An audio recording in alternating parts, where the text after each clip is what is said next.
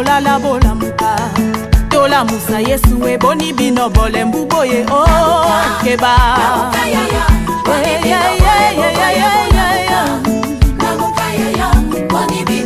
batata bolamuka bashefa famille boni bino boza kolala bolamuka chômage ekotinda boni bino bolembu boye keba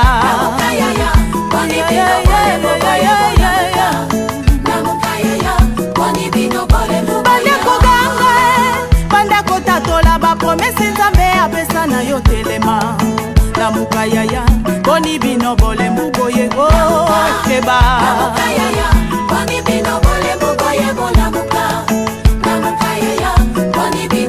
bandimi bolamuka tala mongu na telemi alingi kokota na ndako yo lamuka yo lamuka yaya boni bino bolembu boye keba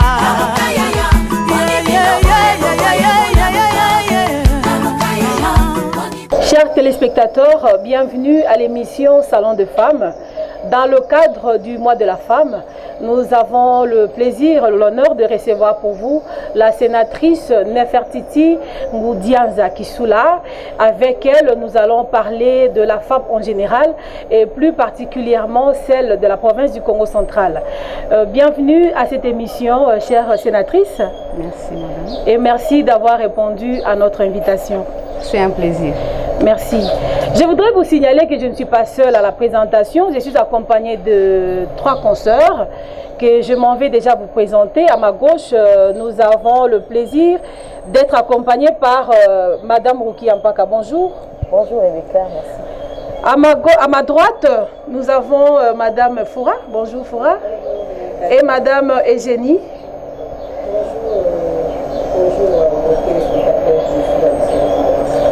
Voilà, avec elle, nous allons présenter quelques préoccupations que nous avons prévues à notre sénatrice, à notre invitée. Et déjà, je m'en vais poser la première préoccupation. Honorable, les téléspectateurs qui sont en train de vous suivre, certes, plusieurs ont entendu parler de vous.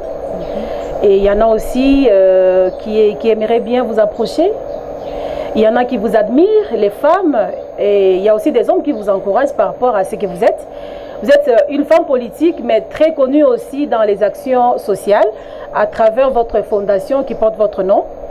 Est-ce que vous pouvez vous présenter en quelques minutes pour qu'on sache, ceux qui nous suivent, et bien sûr, puissent savoir qui est Madame Ngoudianza, vos origines, les études faites, parcours professionnel, voilà.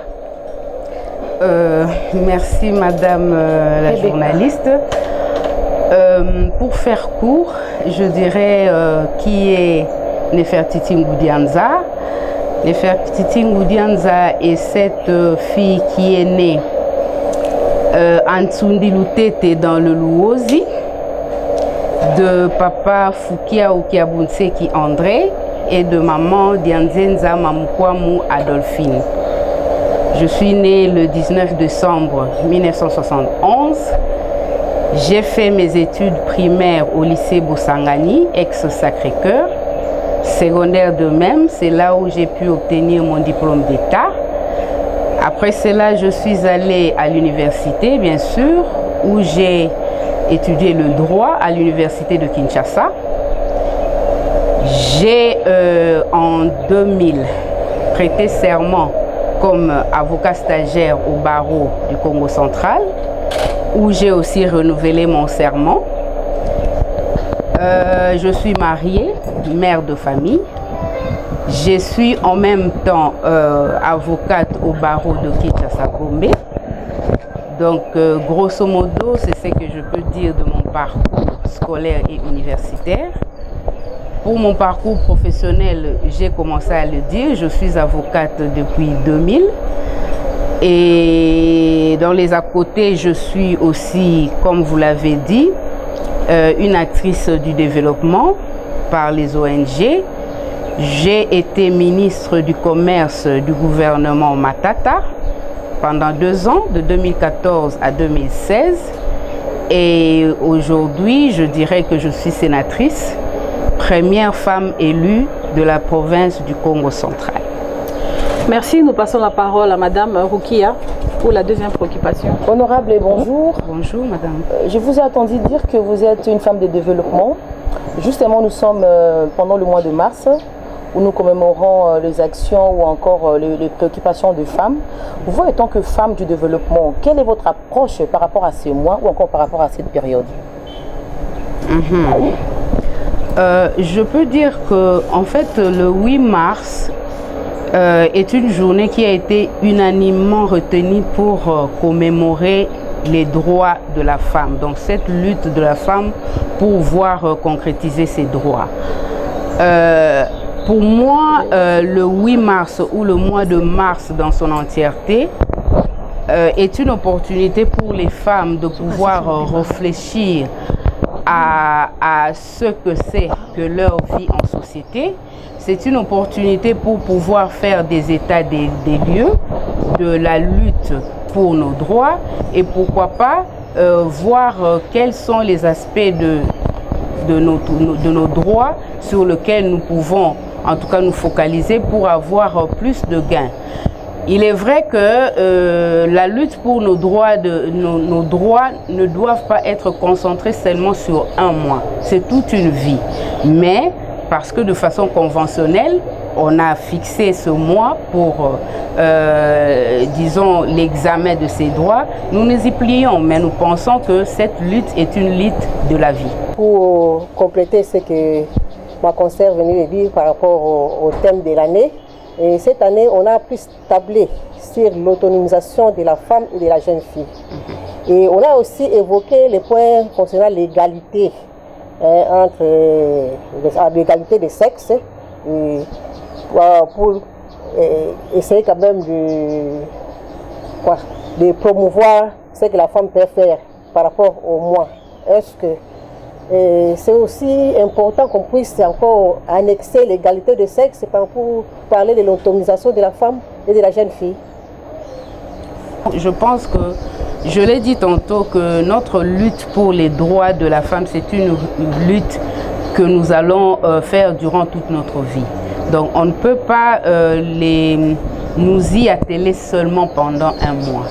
Et de même, je dirais que les différents thèmes qui sont fixés au fil des années ne sont que des thèmes qui, au fait, dissèquent les problèmes que les femmes ont selon l'année fixée.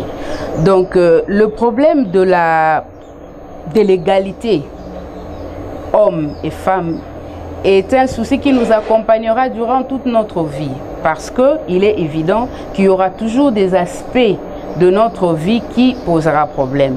Aujourd'hui, c'est vrai qu'on parle le thème, si je peux revenir au thème, excusez-moi, parce que j'aimerais bien lire le thème national qui a été fixé.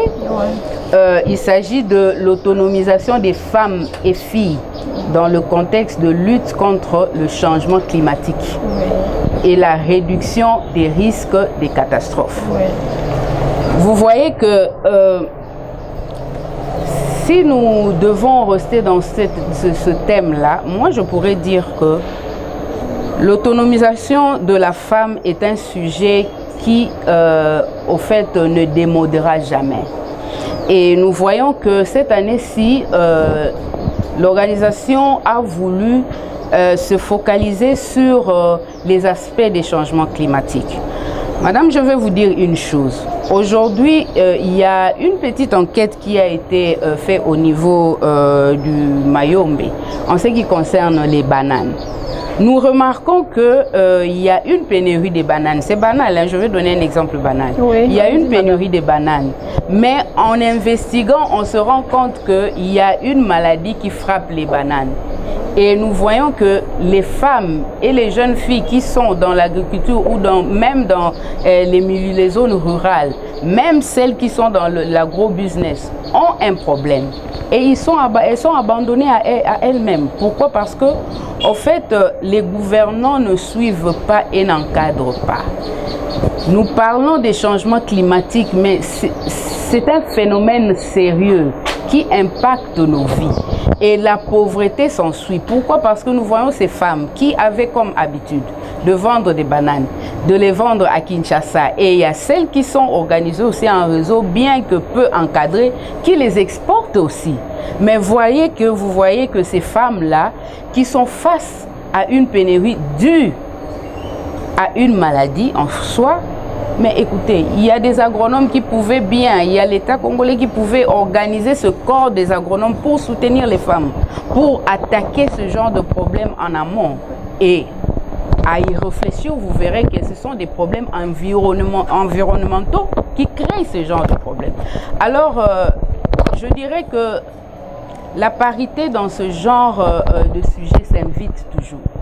Parce qu'aujourd'hui, nous avons beaucoup plus de femmes et de jeunes filles qui sont touchées dans ce genre de secteur parce que c'est elles qui occupent le secteur. Et il est grand temps que les pouvoirs publics puissent faire une étude, je dirais, approfondie pour essayer de... Là, vous menez déjà un plaidoyer apparemment. En tout cas, c'est indissociable. Lorsque nous parlons de ce genre de choses, ça doit venir avec ce genre de plaidoyer. Parce que c'est un problème sérieux du moment où, en parlant des catastrophes, il n'y a pas que les inondations, il y a aussi la pauvreté. Parce que la première des catastrophes, c'est la pauvreté. Donc, si nous comprenons bien votre réaction, vous approuvez ce thème national. Exact. Merci. Je l'approuve totalement parce que on a tendance à ignorer des phénomènes qui, à première vue, n'ont pas de conséquences sur nos vies. Mais c'est parce que nous ne les étudions pas assez. Merci. Honorable, vous avez une fondation, vous encadrez les femmes. Comment faites-vous pour leur apprendre l'autonomie? Eh bien, c'est vrai que j'ai une fondation. Cette fondation date de 2015. Et il n'y a pas que la fondation. Je suis aussi présidente d'une ASBL dénommée CABEF, c'est-à-dire le collectif des associations pour le bien-être de l'enfant et de la famille. Nous avons vu dans beaucoup de situations que nous avons rencontrées par rapport à notre travail que l'enfant et la femme sont vraiment au centre de la famille. Et lorsque la cellule de base qu'on appelle famille ne connaît pas le bien-être, les catastrophes s'en vont en, disons, en boule de neige. Donc, de plus en plus que la boule avance, elle grossit. Et c'est pour ça que même tous les théoriciens économiques disent que le bien-être doit partir de la cellule de base. Effectivement, puisque nous avons eu à commencer à travailler à Kinshasa, dans les coins reculés, pourquoi pas dans d'autres provinces, dans les contrées rurales et tout ça, nous avons compris que avec les différents problèmes que nous connaissons, surtout dans nos provinces, il y a la pauvreté, il y a les manques de routes, il y a beaucoup de soucis qui font en fait que il est difficile pour la femme de s'en sortir. Déjà que sur le plan de l'emploi, on ne sait pas dire que la majorité des hommes, quand je dis homme, c'est homme avec petit h, donc sexe masculin, n'arrivent pas en fait à subvenir totalement aux besoins de leur famille. Et ce sont les femmes et les jeunes filles qui font l'échange. Mais qu'est-ce qu'ils reçoivent après ces efforts au fait qu'elles donnent? Rien du tout, presque rien. Pourquoi? Parce qu'il y a des problèmes qui minent au fait notre arrière-pays. D'abord, le manque de routes, des dessertes agricoles. Il y a généralement l'électricité qu'on trouve à compte-gouttes. La desserte en eau potable, n'en parlons pas. Alors, nos familles sont un peu, je dirais, délaissées. Alors, face à ces tableaux assez sombres, nous nous sommes dit que nous devons apporter un tant soit peu une aide, je ne dirais pas substantielle, hein, mais apprendre aux femmes de pouvoir se prendre en charge. Effectivement, nous avons eu à plusieurs reprises à organiser des formations sur de domaines où il serait facile à des femmes et à des jeunes filles à pouvoir perpétrer. Et pour cela, nous choisissons en tout cas le genre de biens de consommation courante qui en tout cas peuvent être à la portée de tous. Tout cela pourquoi? Parce que ça ne sert à rien dans un village au fin fond de Tchéla là-bas d'aller apprendre à une femme par exemple comment l'exemple me vient, je ne sais même pas, trouver une exploitation qui sera difficile à écouler. Elle va se retrouver avec des biens, oui, elle peut avoir la formation, mais elle doit trouver un bien qui sera facilement écoulable dans son milieu et aussi à la portée de tous. Donc, comme on dit, un bien qui sera compétitif. Vous comprenez? Parce que la pauvreté, elle est généralisée. Vous pouvez aujourd'hui produire un bien et que votre entourage ne peut pas acheter. Donc, ça servirait à quoi? C'est pour ça que nous nous sommes dit, nous allons former les mamans, en tout cas, à fabriquer des biens à consommation courante et pourquoi pas qui peuvent être à la disposition de tous. Et ça réussit. Nous avons fait des formations pour la fabrication des pains, des petits gâteaux et ne vous en faites pas, nous ne sommes pas arrêtés là. Il y a encore beaucoup de programmes de formation qui sont en cours. Votre SBL, madame, c'est national ou c'est juste au niveau du Congo central? Non, c'est national parce que nos activités, nous les avons commencées à Kinshasa. Oui. Oui, et là, je peux dire que donc pendant 2 années, nous nous sommes focalisés à Kinshasa avant de penser à intégrer le Congo central. Ça fait 4 ans que nous avons intégré le Congo central et maintenant, il y a d'autres provinces aussi qui sont sur notre ligne de mire. Voilà, chers téléspectateurs, nous vous rappelons que nous avons reçu pour vous la sénatrice Nefertiti Ngoudianza dans le cadre du mois de la femme. Je suis accompagnée des femmes des médias et elle est en train de répondre justement à quelques préoccupations en rapport avec la femme en général et plus particulièrement celle de la province du Congo central. Madame la sénatrice, on dit souvent que l'ennemi de la femme, c'est la femme elle-même. Est-ce que vous adhérez à cette idée? Non. Je n'y adhère pas. Pourquoi? Parce que nous avons déjà faussé les donnes. Écoutez, est-ce que vous pensez que ce sont tous les hommes qui encouragent les hommes? Pas du tout. Des problèmes entre hommes, il y en a aussi. Et j'ai toujours aimé dire ceci, même pendant les élections. Je ne suis pas trop partisane de la femme à tout prix. Parce que les élections sont libres. Les femmes sont libres de convaincre. Et les femmes et les hommes. Et c'est question des discours. Si votre discours convainc une femme, tant mieux. Si le discours ne convainc pas la femme et elle estime qu'elle doit donner sa voix à un homme, tant pis.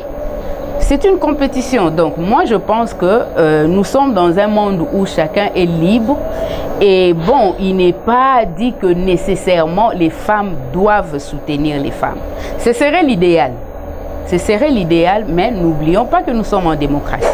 Mais dire que ce sont les femmes qui combattent les femmes, je trouve que c'est un peu péjoratif. Justement, nous avons posé ça parce que nous constatons que le quota de 30% de nomination des femmes au poste de décision n'est pas encore respecté jusque-là, en commençant par le sommet jusqu'à la base, au niveau des partis politiques, les associations. Chaque fois qu'il faut présenter des listes, il y a toujours discrimination. Or, vous qui êtes déjà à ces niveaux-là, vous êtes mieux placés, hein, les dames, pour lutter afin que ne fût-ce que les 30% soient respectés. Mais il y a encore des murmures, apparemment. C'est comme ça que les mamans sont en train de murmurer. Oui, je comprends tout à fait. Mais vous savez, il faut d'abord faire la part des choses entre les postes à caractère nominatif et les postes à caractère électoral. Parce que, en ce qui concerne les postes à caractère nominatif, qu'on se le dise, cela dépend de la personne qui a la signature. Et c'est là où j'aimerais quand même féliciter le chef de l'État qui a démontré quand même son souci de pouvoir voir je n'aimerais pas parler en termes de slogans, parce que moi je me suis toujours dit que les slogans c'est faire du politiquement correct. On fait ces slogans, oui on dit on doit y aller 30%, tant mieux, mais qu'on ne se limite pas au politiquement correct, qu'on ne se limite pas au fait que oui on a décidé ceci, mais qu'on aille jusqu'à je dirais exécuter ses promesses. Mais il se pose aussi un problème. J'ai dit tantôt que je ne suis pas partisane de la femme à tout prix. Pourquoi? Parce que la femme doit s'assumer aussi. Personnellement, le combat de la femme doit commencer par son auto-prise en charge. La femme doit se dire que je dois me présenter comme un produit parfait. Et pour cela, comme nous parlons des postes, il y a des exigences. On ne doit pas se dire que parce qu'on doit avoir 30% des femmes, on doit mettre n'importe quelle femme. Et moi, je pense que penser de la sorte, c'est faire du mal à notre combat. Moi, je suis en tout cas pour l'élévation des femmes au poste de commandement, mais je suis aussi pour l'élévation des femmes qu'il faut. Et c'est cela qui va avancer notre combat. Et je l'ai toujours dit, j'ai toujours conseillé aux femmes qui ont accédé à certains postes. Mesdames, travaillez pour notre bien. Parce que tant que vous nous ferez rougir, vous nous ramènerez encore 100 ans en arrière. C'est pourquoi, personnellement, j'ai toujours fait en sorte que je ne puisse pas faire rougir mes consoeurs. Quand je vais, quand je suis élevée à un poste quelconque ou quand une certaine tâche m'est confiée, je fais en sorte vraiment que mes consoeurs ne rougissent pas. Voilà. Merci. Honorable sénatrice, je vous ai bien suivi par rapport à la question, mais en suivant les discours, que ce soit au niveau national, mais au niveau international, on prend toujours l'égalité homme-femme d'ici 2030. Est-ce que vous qui êtes dans les organes de prise de décision, faites-vous foi à ces discours? Est-ce que c'est possible d'ici 2030 que nous ayons cette égalité que nous sommes en train de prôner? Parce que c'est une lutte. Oui, c'est une lutte et nous ne baisserons pas le bras. Je dirais que j'y crois. Pourquoi? Parce que c'est une question de volonté politique. Capable d'accéder à des postes de décision, il y en a légion. Il y en a légion et c'est une question de volonté politique. Mais pas seulement. C'est aussi une question de préparation dans le chef de la femme. Qu'on se le dise. La femme doit se préparer. La femme doit se préparer. En ce qui concerne, parce que j'aimerais quand même revenir sur quelque chose, j'ai parlé de la distinction entre les postes à caractère nominatif et les postes à caractère électif. Pour les élections, on a le même problème. Est-ce que les femmes osent? Il y a des femmes qui osent, mais il y a un autre palier, est-ce que les femmes ont les moyens? Parce que qu'on se le dise, qu'on ne se voile pas la face, les élections coûtent cher chez nous. Qu'on ne se voile pas la face. Et moi, j'ai toujours dit à mes consoeurs, quand vous allez dans une guerre, il faut savoir à quoi s'attendre. Et c'est cela même qui, au fait, pour ce qui concerne les élections, qui freine encore l'ascension du nombre de femmes dans les postes à caractère électif. Parce que, généralement, les femmes ne sont pas économiquement fortes pour faire face à la pression, pour faire face à la demande en matière électorale. Mais c'est quand même malheureux parce qu'il ne devrait pas en être ainsi. Et c'est là, je le dis, à notre propre honte, parce que nous sommes dans un cercle vicieux tel que c'est difficile à sortir aujourd'hui. Madame la sénatrice, je vous ai entendu parler, en fait, on vous entendre parler, j'ai compris que vous êtes partisane de la bonne compétition homme-femme. Alors nous retournons ici en province. Quand vous regardez la femme du Congo central sur le plan politique, c'est-à-dire société civile ou encore politique comme dit, avez-vous des propositions à faire pour que celle-là puisse éclore ou encore atteindre vraiment un niveau là qu'il faut? Oui, je l'ai dit tantôt, dans tous les domaines, les débuts c'est la formation. Et il faut qu'on se le dise, avec les femmes de la société civile, il y a quand même beaucoup de partenaires qui ont eu le temps de pouvoir à des formations pour beaucoup de femmes, et cela, que ce soit pour l'autonomisation, que ce soit pour les femmes politiques, il y a toujours des partenaires qui aident dans ce sens. Mais il y a aussi quelque chose que j'aimerais dire. De la même manière que j'ai dit tantôt que le milieu électoral, nous le connaissons. Mais de la même manière, je dirais que les femmes ne doivent pas baisser les bras. Parce que de plus en plus, il y a quand même... parce qu'il faut qu'on se le dise, les femmes ne peuvent pas aller aux élections en disant qu'elles n'attendent que les femmes puissent voter pour elles. Non. Elles doivent, je dirais, lorgner aussi l'électorat masculin. C'est important d'ailleurs, parce que quoi qu'il en soit, il faut du tout pour faire le monde. Mais il y a aussi une réalité dans notre pays, l'électorat masculin sous-estime la femme. Exact, c'est là où je voulais en venir. Oui, c'est là où je voulais en venir. Okay. Mais de plus en plus, je peux vous dire que les choses sont en train de changer. Moi, j'ai toujours raconté une histoire. Je suis née d'une famille où il n'y avait que des filles. Ma mère a eu 7 filles. Pas de garçons? Pas de garçons. Et à l'époque, ma sœur est née en 1959. Imaginez, nous sommes des Bakongo, à Louosi là-bas. Une femme qui ne mettait au monde que des filles. Ma mère pleurait. À chaque fois qu'on lui annonçait que c'était encore une fille, c'était un deuil. Vous comprenez un peu? Oui. Et c'était un peu ça. Donc on se disait, ah, Yandiko, Bakento, Bakento, quoi. Et ça, c'était une blessure. C'était une blessure. Mais heureusement pour nous, nous avions eu une femme quand même qui était assez forte, qui s'est dit, non, non, non, non, non. Les femmes là, j'en ferai débattre. Oui. C'est elle qui a décidé.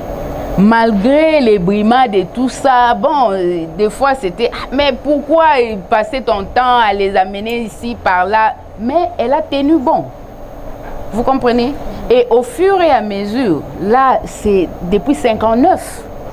Aujourd'hui, il y a ceux qui préfèrent d'ailleurs avoir des filles. Les mentalités évoluent d'une certaine manière. Et on retrouve aussi dans notre parcours des hommes qui nous soutiennent. Il y a ceux des hommes qu'on appelle aujourd'hui des hommes genrés qui croient au leadership féminin. Je vais vous dire autre chose. Il y a 4 jours, j'ai été invitée à l'IGF. Oui, c'était dans le cadre des journées portes ouvertes. Ils voulaient un peu sensibiliser toutes les couches sociales en ce qui concerne les méfaits de la corruption. Oui. Et c'était la journée des femmes. Vous savez ce que l'IGF nous a dit?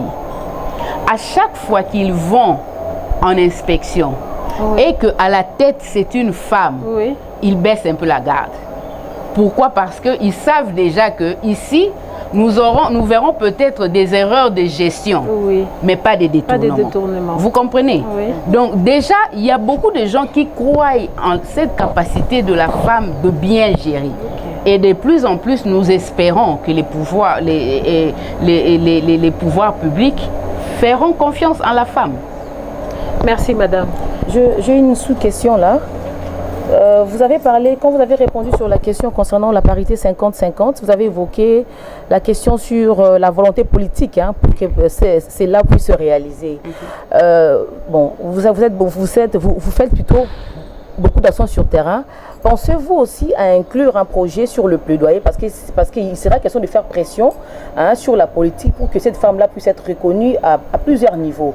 Est-ce que ça vous arrive de penser à un projet de plaidoyer ou encore de plaidoirie. Parce qu'il y a une dame là, Marie-Ange Loukena, qui était ministre du genre, ancienne ministre du genre, qui a proposé à ce que nous ayons prochainement une vice-présidente au niveau de la République, par exemple. Oui, bon, pourquoi pas? De toute façon, ces plaidoyers, on ne cesse de le faire. Je vais vous donner pour exemple. Écoutez, il y a eu dernièrement des élections au niveau du Sénat. Nous sommes partis, dans la législature passée, nous sommes partis de 0 femme au bureau. Dans cette législature-ci, au début, le premier bureau, on a pu avoir une femme au bureau. Et après la destitution du premier bureau, nous avons pu avoir 3 femmes au bureau.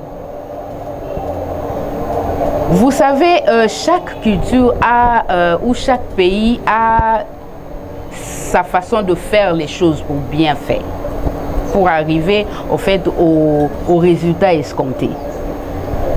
Est-ce que avoir 3, parce que nous avons ces 3 sur 7, hein, c'est presque 45%. Presque 45%. Mais c'était un engagement commun. Parce que les femmes se sont battues. Moi, je me souviens encore, lors de l'élection du premier bureau, mais c'était un problème parce que les femmes ont failli voter blanc. Parce que différents partis n'avaient pas présenté des candidatures féminines. Vous comprenez? Donc, ce qui fait que, en tout cas aux secondes élections, le président lui-même, il s'est dit que non, on doit faire en sorte qu'il n'y ait pas trop de grogne. Bien que les femmes ont compéti, il y a beaucoup de femmes qui ont compéti, mais on est quand même arrivé à 3 femmes dans le bureau et c'est pas rien. Nous avançons petit à petit. Je crois qu'il n'y a pas à perdre espoir, mais nous devons pousser. C'est pour ça que le plaidoyer, il est important. On ne doit pas cesser de le faire et on l'a toujours fait. Merci madame. En vous suivre, je vais un peu revenir sur la fondation. Vous avez dit que vous êtes au 7e année. C'est déjà beaucoup, ce n'est pas aussi les moindres. Vous avez commencé à Kinshasa et maintenant vous voulez sortir même de la province du Congo central pour d'autres provinces. Est-ce que votre parcours est rose par rapport à votre fondation? Il n'y a pas de difficulté par rapport à votre accompagnement que vous faites au niveau des femmes et des jeunes filles. Donc vous trouvez que ce que vous faites c'est mieux, il y a toujours une réussite ou bien il y a aussi des difficultés? Nous, je dirais carrément que le parcours n'est pas toujours rose, malgré ce qui peut paraître.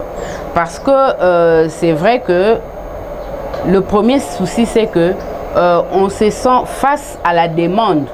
On sent toujours qu'on n'en fait pas assez.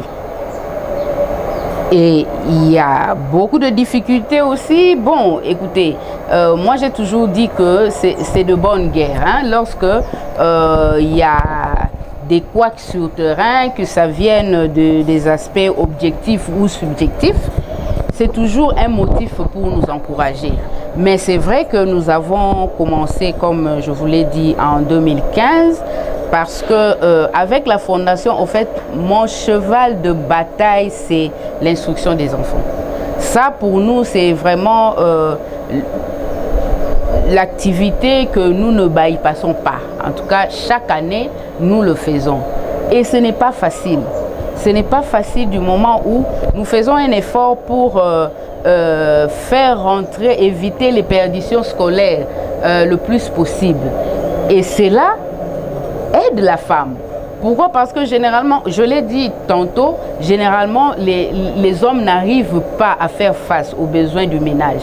Et les femmes sont aussi obligées d'y aller. Et lorsque une aide substantielle arrive en ce qui concerne la scolarité des enfants, je le vois sur le terrain. C'est vraiment un ouf de soulagement. Et mis à part cela, il y a aussi d'autres actions que nous menons parce que le bien-être, ça ne se limite pas seulement à l'enseignement. Le bien-être, c'est aussi services sociaux de base. Nous avons aussi quelques ponts que nous avons eu à construire ici et là. Nous avons des hôpitaux que nous avons équipés par-ci par-là dans la province. Donc je ne dirais pas que c'est facile. Je ne dirais pas que c'est facile, mais avec la grâce de Dieu, nous y arrivons quand même. Vous avez frôlé quelques éléments de réponse par rapport à ma, je crois, dernière préoccupation avant que je passe la parole aussi aux consoeurs pour clôturer cette émission, madame. On voudrait savoir, est-ce que l'honorable sénatrice Ngoudianza maîtrise quelques difficultés des femmes congolaises en général et plus particulièrement celle du Congo central? Si on peut aller même jusqu'à l'Ouosia. Pourquoi pas? Bon, écoutez, je dirais que les problèmes de la femme, je dirais que ils sont les mêmes partout en RDC. Mais c'est vrai qu'il y a quelques préoccupations qu'on pourrait épingler. J'avais soulevé la question de l'agriculture dans les zones rurales. Il y a un problème. Nos mamans sont quand même délaissées. Parce que nous savons que généralement dans l'agriculture des ménages, si je peux dire, ce sont les femmes qui sont dedans. Mais est-ce qu'on ne peut pas les assister en termes de réseautage et d'accompagnement par les institutions de l'État? J'ai parlé des agronomes. Oui. C'est vrai, c'est un vrai problème. Il y a une pénurie de bananes. Mais il y a des familles qui vivent de ça. Vous allez voir que toute une récolte de bananes comme ça, qui sont pratiquement à jeter à la poubelle. Et c'est la pauvreté qui s'ensuit. Il y a aussi d'autres problèmes, je dirais, pour la femme du Congo central. Vous connaissez, j'ai été au ministère du Commerce. Je connais un peu l'importance du commerce transfrontalier. Nous avons beaucoup d'entrées des frontières avec d'autres pays, ici au Congo central. Mais madame, je donnerai l'exemple seulement de Loufou. Allez-y voir. Qu'est-ce qui se passe là-bas? Déjà qu'il y a le cadre légal qui fixe à 4 les services qui doivent se retrouver aux frontières, qui n'est pas respecté. On voit comment les femmes avec des petits fonds comme ça, elles sont traquées dans une tracasserie à outrance. Mais personne ne réagit parce que le cadre légal est là. Le cadre légal est là, c'est connu. Qu'est-ce qui se passe? Je vais donner un autre exemple en parlant du petit commerce. Aujourd'hui, la pauvre dame, en fait, ça c'est un problème général, même à Kinshasa. Pour le petit commerce, le concurrent de la femme, parce qu'aujourd'hui, ceux qui exercent le petit commerce, c'est majoritairement les femmes et les jeunes filles. Mais leurs concurrents sont les grossistes qui leur vendent les biens. Vous verrez qu'elle va dans un magasin, achète un prix au prix de gros, soi-disant, mais arrivé à la cité, son concurrent qui vend pratiquement le détail au prix de gros est là. Vous voulez que cette femme-là vende comment? C'est la pauvreté et la précarité qui s'ensuit. Il y a encore un autre petit souci. Vous savez, aujourd'hui, nous avons un problème sérieux. Il y a beaucoup de femmes qui ont tenu sur le plan économique, des femmes fortes économiquement, mais qui sont pratiquement tombées dans la précarité la plus totale. Vous savez pourquoi? La question du crédit. Aujourd'hui, les Congolais ne connaissent pas les méandres ou bien les astuces avec la question du crédit. Déjà que pour accéder au crédit, il y a des exigences terribles. Le taux, le pourcentage, le taux qu'on applique, le taux d'intérêt est exorbitant. On exige le crédit, en fait, l'hypothèque. Et pour ça, nous savons tous qu'il y a beaucoup de femmes qui ne sont pas économiquement fortes, donc qui n'ont pas de quoi hypothéquer, donc qui n'ont pas des immeubles pour hypothéquer. Mais maintenant, les peu de femmes qui ont de quoi donner en caution ne savent pas à quoi s'attendre. beaucoup se sont appauvris, beaucoup se sont vus leurs pauvres, leur famille tomber comme ça dans la précarité parce qu'ils ont été jetés dehors, parce que ils se sont jetés tête la première dans cette histoire de crédit, mais ils n'ont pas su gérer. Pourquoi? Parce que il faut une bonne formation. Pour moi, vous me voyez tel que je suis là. Moi, j'ai peur du crédit. Parce que je sais voir que c'est dangereux. C'est dangereux si vous n'avez vraiment pas les moyens, je dirais, de pouvoir faire face et de bien échelonner les paiements. Donc, il faut qu'on se le dise, la création des institutions financières du microcrédit qui pourront accorder quand même des crédits à bas prix serait une très bonne chose. Mais aussi la formation de maman, le conseil pour qu'elle n'y aille pas comme ça, tête la première, sans pouvoir maîtriser les modalités de remboursement de ces différents crédits. Honorable, merci. On est presque à la fin, mais il signale déjà à la régie. Une toute petite question. Oui. Vous êtes une femme battante, vous avez connu beaucoup de choses, beaucoup peut-être de problèmes, mais il y a des femmes aussi qui rêvent de devenir comme vous, il y a des jeunes filles qui vous suivent et qui rêvent de devenir comme vous. Quelle est la difficulté la plus remarquable qui vous a plus touché? Et dites-nous quel est le secret que vous avez mis en place ou appliqué pour vous relever. Je dirais la difficulté la plus remarquable. Je dirais carrément que c'est le regard des autres. Parce que lorsque la femme fait attention au regard des autres, c'est déjà perdu d'avance. La femme doit savoir avoir confiance en soi. Simplement. Madame la sénatrice, vous êtes une femme dynamique. J'apprécie votre détermination. Hormis ce que vous faites comme action sur terrain, j'aimerais savoir quelles sont les perspectives d'avenir. Les perspectives d'avenir, il y en a légion.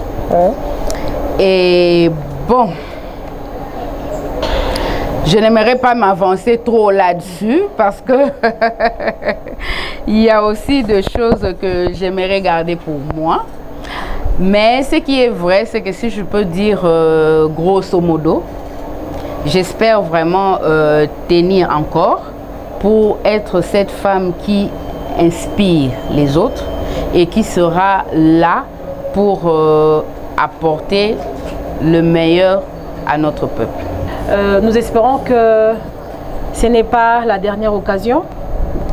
Et nous disons merci aux consoeurs qui ont bien accepté de co-présenter cette émission avec moi.